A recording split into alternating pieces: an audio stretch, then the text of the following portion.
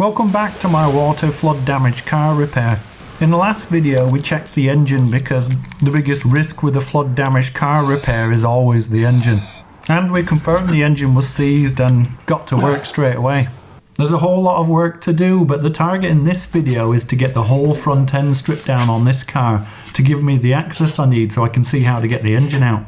I feel like I've been working on it for ages and it hasn't really changed that much under the bonnet, but of course getting this bumper off has made it change visually a lot, but there's still lots of stuff under there. But hey, if a water flood damaged car repair was super easy, then everybody would be doing it.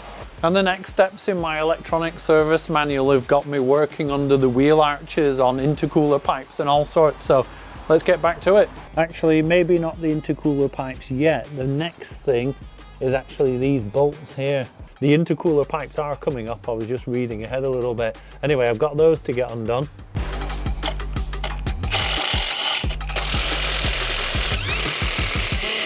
Yeah, and then there's two rivets to drill out each side. Ah, no power. I always find it strange when they use a rivet instead of any kind of other fastener, but anyway, this is how they've done it. So when I'm drilling out rivets, I start with a small drill first because I don't want to make the hole any bigger than it needs to be. If the head doesn't come off the rivet, I go up a drill size. That's so blunt, jeez.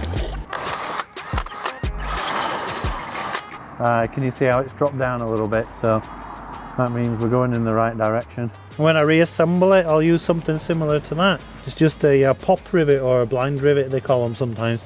Now I know a 5mm will do the job. I'm going straight for the 5. There we go. Looks like we're getting to some big bolts now, so let's get under here and have a look. Let's see if 17's right. No, it isn't. Oh, who makes an 18? That's ridiculous. Nothing goes on the top. Never seen one of those before. It's like a fancy 2-nut thing. Yeah, and while we're in the area, we just need to unplug this electrical connection and then unbolt this. This is, I recognise it, it's actually a headlight leveler. Okay. And then we'll take that away because that won't be cheap to replace if it gets broken. And then this here is one of the intercooler pipes. This is where it fastens to the bottom of the engine. So I just need to drop that off of there. There we go. Oh, now we just need to unlock this charge pipe. We say just unlock.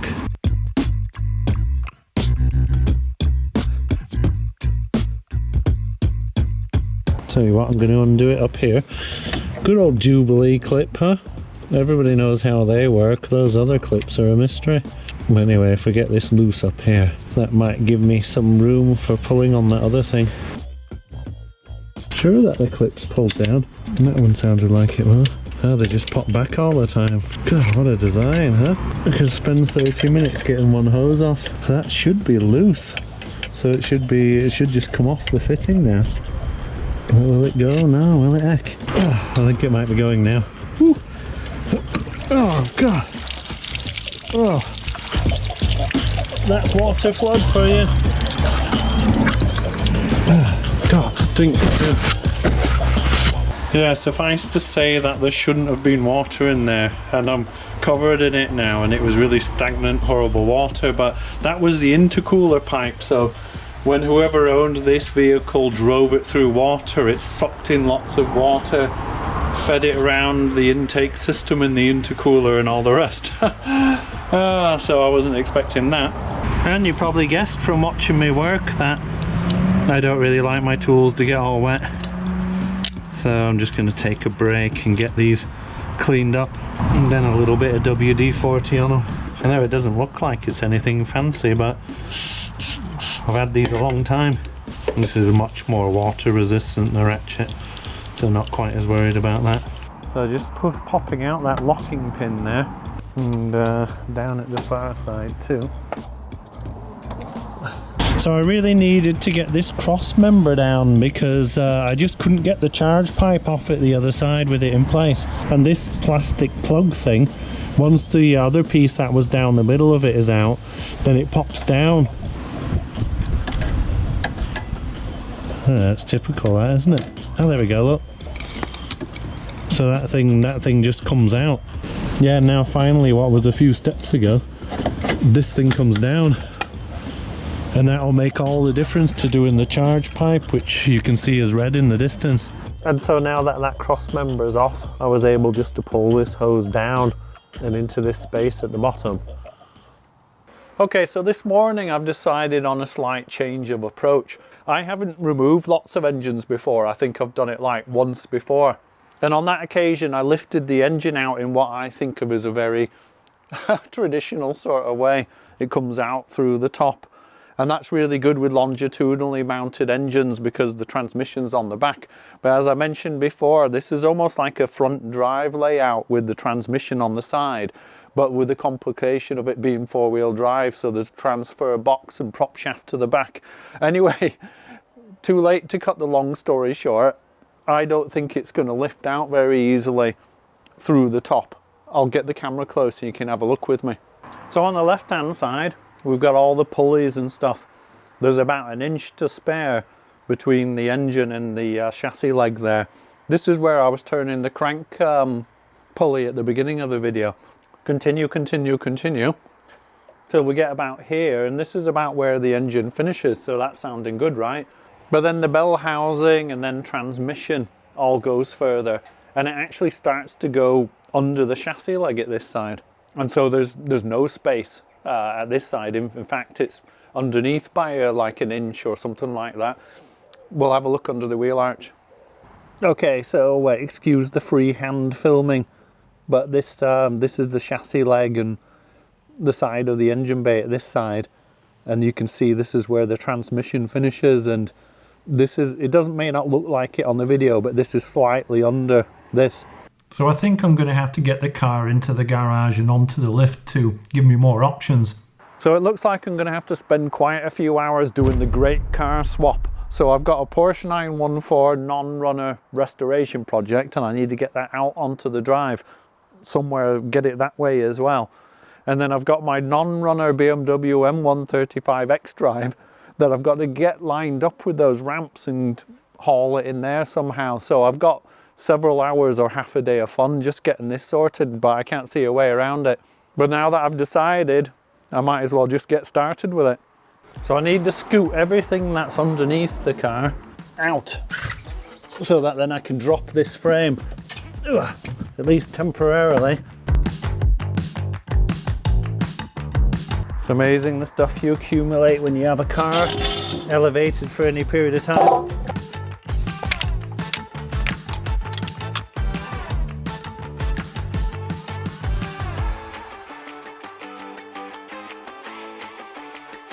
Now I just need to arrange my ramp that I use to get it off of this thing.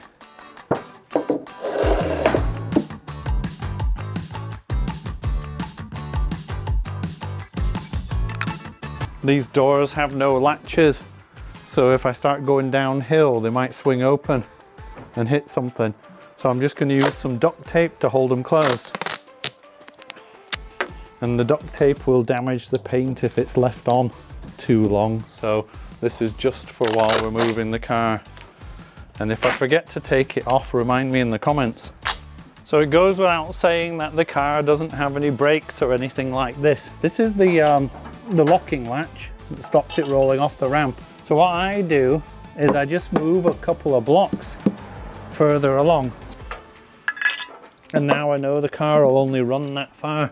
This thing should just roll. It helps that it's a really light car. No engine in it. There we go. Looking good so far. Let's move it a little bit further.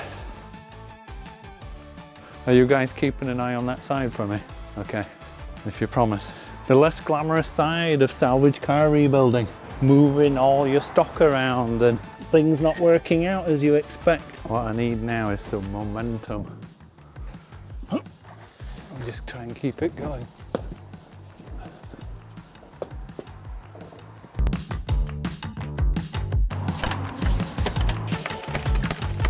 So while I've got it jacked up, I'm going to get it onto these heavy duty skates for when I want to move it later. That's if it's high enough. Yeah, it is. Very good. At this point I needed a hand, so Karen came down to help me out with the heavy lifting. So I thought I'd best show you what is actually happening. Yes, Karen's doing a really good job over there, but I'm doing some levering at this side too. So literally I'm just levering underneath the skate, and then Karen's pulling at the same time. 1, 2, 3. 1, 2, 3. 1, 2, 3. And then we just did the same with the back of the car, and one of the neighbours came to help, thanks Ian. And then just connecting up a cable so I have a winch system and get it pulled into the garage, and then we were done. So believe it or not, it was a full day's work to get my water flood damaged M135 into the garage, but it's here now, and that means we can get back on with our engine work. And now that I've got the car lifted up on the ramp, I've got much better access. Okay, so let's get this oil drained out.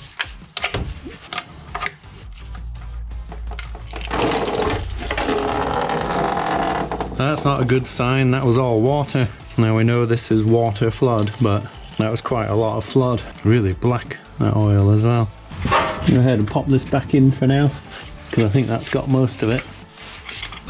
There's no guarantee I'm going to be able to drop this engine and transmission down easily, because if we pan down a little bit, you can see there's a beam because this is a 4-poster and the car only just fits on it. So we'll just cross that bridge when we come to it, because I'm getting too delayed worrying about other stuff. So I'm going to pick up the pace a bit. So the M135i xDrive has additional radiators inside each wheel arch just here. So I'm going to remove those. First I need to take off the ducting at the front that feeds air into them. There's just a torque screw. You have to reach right in to get to that one.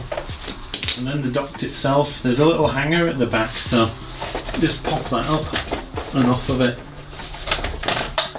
Yeah, so now I'm just going to disconnect the hoses to the little radiators. There's just the same little hose clips as I was tackling earlier. It should just stay there, sometimes they fly off completely. These smaller ones are much more manageable, but the big ones, they just try to pop back all the time. But anyway, now theoretically, this pipe pushes off. Ooh! Okay, so that's the other one off too. You can probably see there's a little torque screw here, it's holding it to a bracket behind or something like that. So I'm just going to remove that. There we go. So panning down from that, there's just a bracket at the bottom. There's a screw here, you get to it from underneath. 10mm I think. And then just one more here, and I'm going to hold on to this little radiator thing because I don't want it to fall and break. Okay. Alright. So this here is actually just a duct for cooling the brakes. You can see it comes through here directly towards the brakes. I don't know if it'll just slide out or not, but if it will, then it'll give me just that little bit more space. So a little torque screw, and then it just lifts up and off of that. But will it slide through this way? Oh, there's just a little electrical connection there. There we go, yeah, it just pops out. So will it come forward? Well, it'll come forward, but will it come enough? Yes, it did. I'm going to remove this bumper support. Every time I come round the front thinking, oh, where's that connection? Where's that hose, that fastener? All I can see is this bumper support. You just can't see past the damn thing. So it's coming out. So I noticed on each side, there's like a little sensor pushed in. So I'm just going to disconnect the electrical, connect them to them both. So that's that side done. And then in the middle, at the top, there's a couple of trim tools. These are easy to break, the little tabs everywhere. So I'm going to be taking my time with it. You can see a couple across the top here.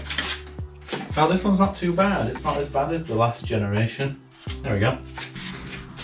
Next I'm going to tackle this. So this will come out the front with this square aluminium piece. And if it does, then I might eventually get this piece, because I haven't given up on getting that intercooler pipe out.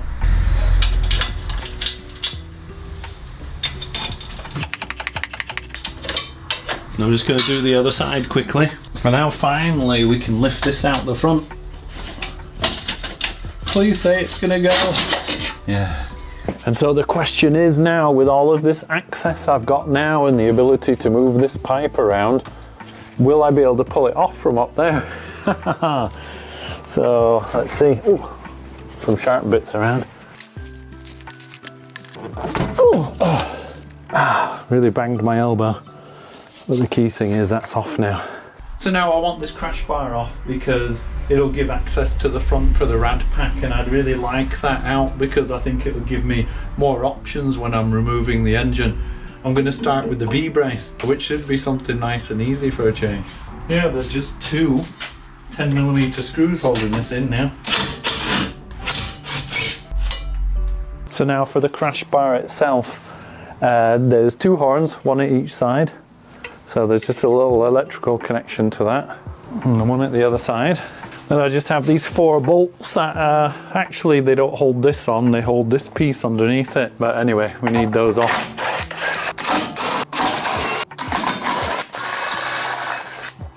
Well, I've been trying to avoid taking this headlight out because they can be awkward to get aligned and fitted again properly. But there's nothing else for it because these bolts that hold the crash bar on can't come out through the top because the headlight's there. There's screws along the top, underneath, behind it, and all sorts. So just going to start working on those. So first up, there's a couple of screws that you access from underneath, and they're a bit awkward to get to. Okay, so that's the bottom one's undone. And then another couple of screws on top as well. There's one of the SRS clips on the headlight. Presumably if you have a crash at the front, then it triggers. Okay, I can take that away. Yeah, and the passenger side headlight is similar, but the access is much better because there's not the washer bottle in the way. On this side there's 2 clips. So this is the SRS one, and then I don't know what this is, don't really care. Just need it off. They can just stay there. And this one here is the only connector that goes to the headlights for the power to all the lights. But I'll undo that once I have better access, once I have the rest of the bolts out from the top. Just get into that electrical plug we talked about. Just lift that out. Something else to put in the boot of the car. So back on with this again. I tried to undo these once and the headlight was blocking it, so this time I'm hoping for a bit more luck. See how long they are, these bolts, it just wouldn't come out. Now I'm hoping this bad boy finally comes out. Oh, it's looking promising. There you go, horns and all. Now there's not a lot holding this radiator cowling thing on. There's just a screw on each side. So I know that technically I don't really need to know what everything does. I need to get it all off, get the engine out and fix it, and then get all this stuff back on.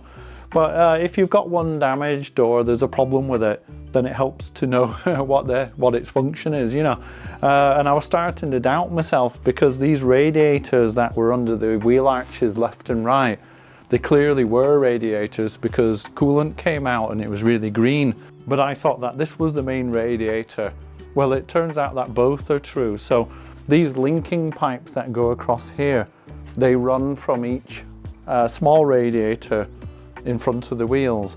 But then just at the back here, you can see it ports into the main radiator. So that's all correct. This is definitely the air condenser at the front. And I'm pretty sure, because I've looked at the part number of this, this is the transmission cooler. The transmission fluid does need to be drained down as part of this job because the transmission's coming out. The only thing holding this in now is its connection to various hoses. It's not very heavy, so it's not really straining all of the connections, but it's just worth keeping in mind because as I disconnect those, it's going to want to drop, and these are really delicate and potentially already have one to replace. I'm going to tie it up to make sure it doesn't fall as I disconnect the hoses.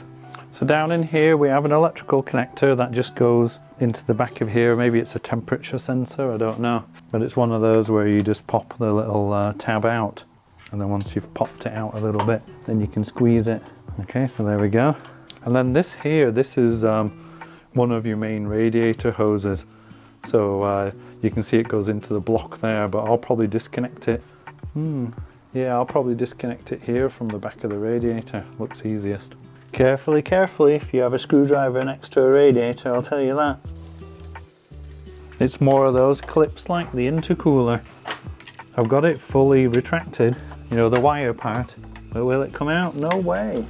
It is coming slowly. Not sure why, but they get super tight. The other thing holding it is this air con pipe here. And it's quite a large torque fitting is that. I'm going to undo this slowly because I feel that I've drained the air con, but I might suddenly find that's not the case. It's not, look. I can hear a bit. I think this other one needs to be loosened too. I'm just going to cover those ports as best I can, just with this glove, because that's the compressor there and you don't want bits getting down into there. Okay, it's nothing fancy, but it's covered. There's just these two aircon connections here as well, so I'm just going to undo those. Should just have enough room to use this. Now just gently tap this, and I am being gentle. I know it looks a bit rough. There we go. And that's all the connections at this side, pretty much undone. It's just barely sitting on this bracket at the bottom.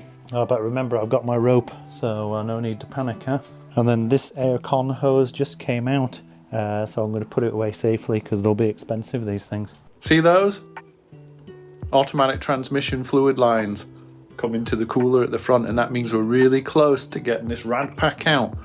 I think literally they're the last two hoses, so let's have a look at the top. I'll show you where I'm going to disconnect because I think it's going to be easier to disconnect on the engine. That way these hoses come out with a rad pack and it'll just make the engine tidier when I come to remove it. Just looking down the back, you can just see the little beasties there, just there and there. So if I disconnect them both there and drain it down a bit, I really think that's the last thing and we can get this out. So let's have a look. Allen keys. Let's get on with it.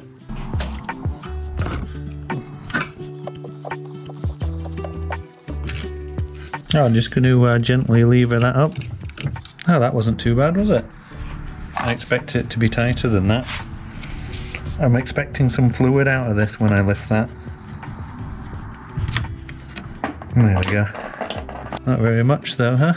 Yeah, so you can see that this one came out of there and the same bolt is holding down this other hose, so that should come out too.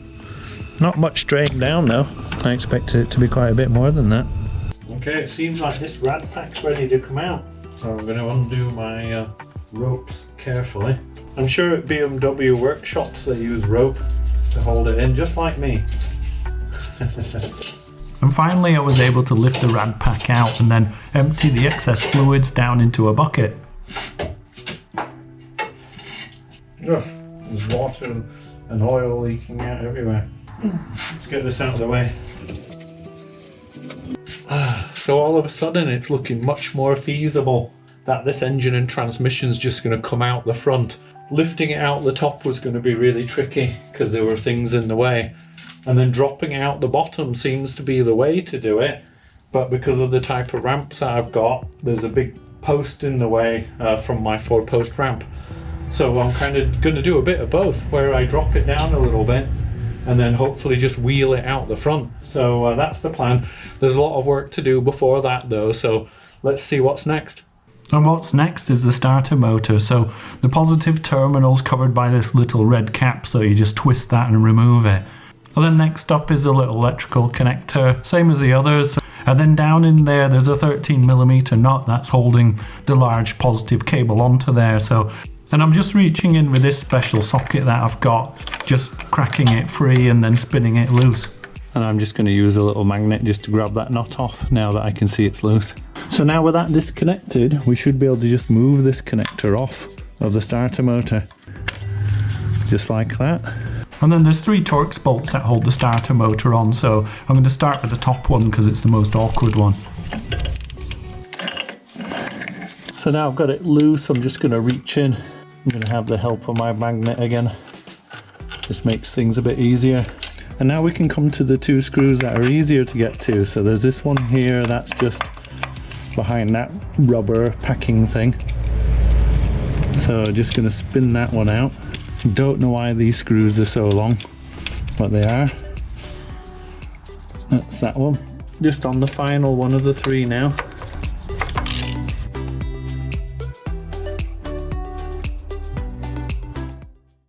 So that's the front end stripped down and I'm calling it a success, but there's still a lot more work to do.